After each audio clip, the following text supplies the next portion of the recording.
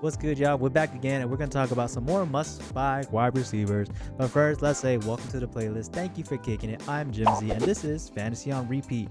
And we're going to talk about my 5 wide receivers that you must buy because I really feel like they're about to explode. This first wide receiver I talk about, I honestly believe that he can be a top 12 wide receiver rest of season, and this is going to be Davante Adams. Because look, him and Stafford are just not clicking yet, and we know what happens when Davante Adams really starts getting this fusion force going on with his quarterback. They just need to start locking in. It's going to be amazing. He's only scored 20 points once this season, but he has a minimum of 6 targets, has a minimum of 50 yards a game. He's getting 9 targets a game.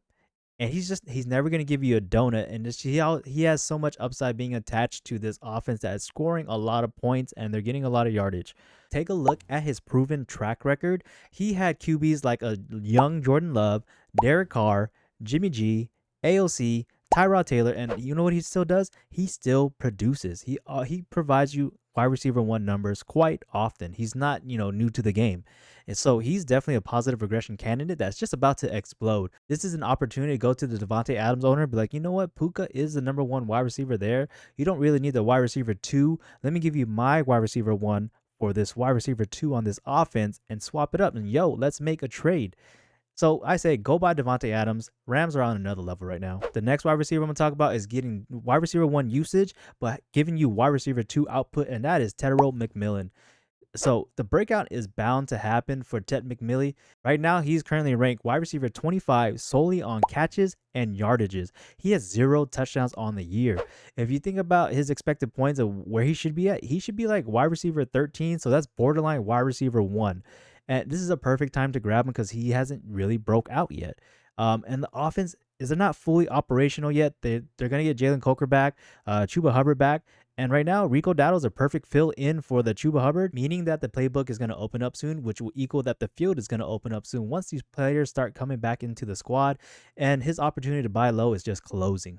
And the third wide receiver that you need to buy low on that is still trying to figure out is A.J. Brown. I get it is not enticing, but you have to remember, they are a championship tier team, and they want to get back to that level. Oh, yeah, and I had this theory, too, that the Eagles are going to go for a three-peat.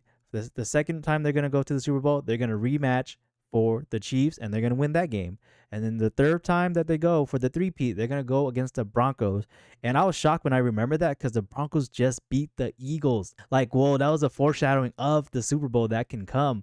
And in order for this to happen, the Eagles need to clean up their game, and A.J. Brown needs to lock in. If you throw away week 1 of A.J. Brown, he had 8, 10, 9, and 8 targets. And honestly, those were throws that Jalen Hurts was like, you know what? You want the ball? You want the squeaky wheel treatment? Go and get this ball. Let me see you get this ball. But you saw what he did in week 2. When he had the ball in his hand, he looked hungry, and he was ready to go. So once no more divas, no more egos, they're going to cheer up. They're going to have some laughs, have some coffee, and then they're going to have a team meeting, and they're going to get back on track. And then we're going to see them sometime this season in full effect. And so the crown of the reigning champs is gone now. They don't have that aura anymore. It's literally gone. The Broncos have shattered that. Now they need to reevaluate and dominate. And don't be scared. Buy now because fantasy points are coming. My fourth wide receiver that I'm going to talk about is coming off the bye. So a lot of people might have forgotten about him, but this is going to be Drake London. If you remember before the bye week, he had his boom week. He finally got his first wide receiver 1 finish. And it still might be a little uncertain because the big question everybody was asking is, can Michael Penix all of a sudden throw now? And he did what he did. Currently, Drake London is wide receiver 33 on the year, and his payout has not hit at all. But if you think about last year, through 4 games, he was wide receiver 23. So he's doing a lot worse than he did last year. But he ended up as wide receiver 5 still. And he's getting 55% of the first read targets. He is just dominating right there. It's very similar to what Tet McMilly is. I said once this team is full strength, everything's going to open up to them. I already talked about Darnell Mooney in my waiver wire video. If you want to check it out up here or down in the description. But once Mooney gets back, this squad should just go to the moon. They're going to be opening up and they're going to start dominating again. So don't be late to the Drake London party, and you need to just buy on him now before he starts stringing in games over and over where he gets back to that wide receiver 5 position. And my last wide receiver I'm going to talk about is a part of the NFC Bengals, which is George Pickens. Very similar story to everybody else. They're not fully operational yet. And still, Dak is QB4 on the season. And CD, when he comes back, he's going to free up Pickens. I don't get the take of why everyone can go for Jamar Chase plus Higgins when they're attached to Joe Burrow. or Puka Nakua and Davante Adams when they attached to Matthew Stafford.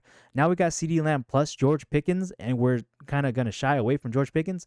You got to buy into it, man. They're going to keep throwing the ball and they keep slinging it, and they're going for some historic numbers right here. So if you look at George Pickens now, he is tied to an elite quarterback, tied for the second most touchdowns in the league with Emeka Egbuka and Roma Duze, and they all have 5 apiece. When he played with the Steelers for the 3 years, 5 touchdowns is the most touchdowns he's ever had. He already has matched that with the Cowboys. He is wide receiver 6 on the season, and CeeDee Lamb comes back, he's going to be high-end wide receiver 2.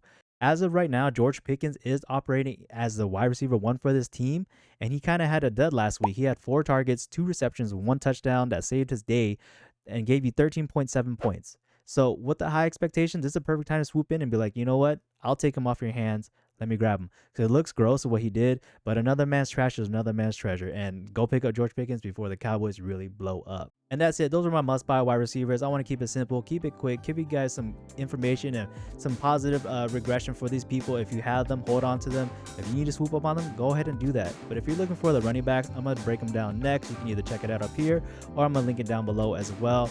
And as always, man, thank y'all for kicking it. I appreciate it for real. Like, comment, subscribe, hit me up. Let's do our thing. On to the next one. Jimsy is out.